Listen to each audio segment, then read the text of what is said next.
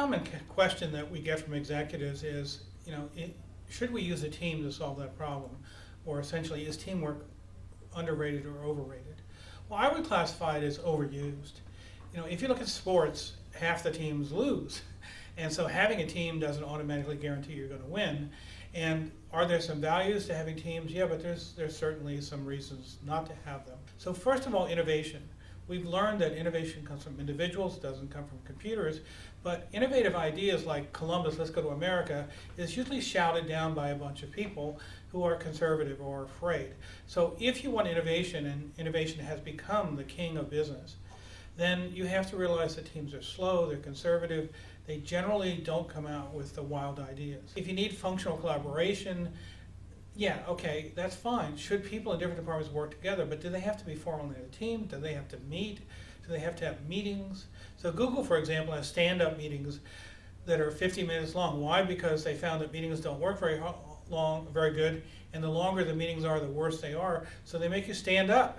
If you look at Netflix, for example, they have a slogan that there are teams, there are family teams, there are kids teams, but there's also a competitive sports team. That's the model you want to use. So what happens on a competitive sports team? If you don't play well on the team, you're terminated, you're fired. You have to produce constantly. Teams are pretty common, but there are many problems. So let's say we have a distributed workforce or a remote workforce. We have people that work at home. We have people that work in China. We have people that work at different times. Most of the standard teamwork approach where we meet is just not realistic.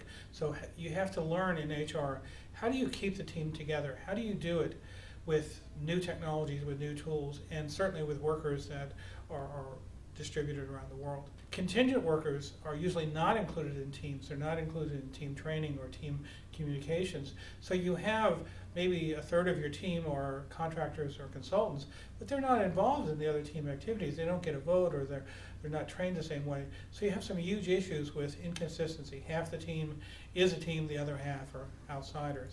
Teams are not the answer to most problems if you want innovation, if you want speed, if you want accountability.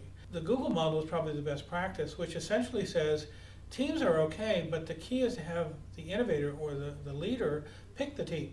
And don't automatically have someone from marketing and finance and whatever, but let the innovator pick it.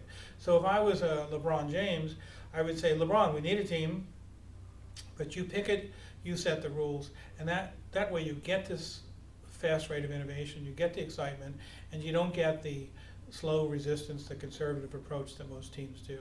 So if you think teams are great, you should do a split sample and say, okay, let's put a team on one part of the problem, individual on the other, and see who comes up with the crazy ideas. And if you look at Apple, most of the ideas come from one person, and they don't allow a team to dumb it down.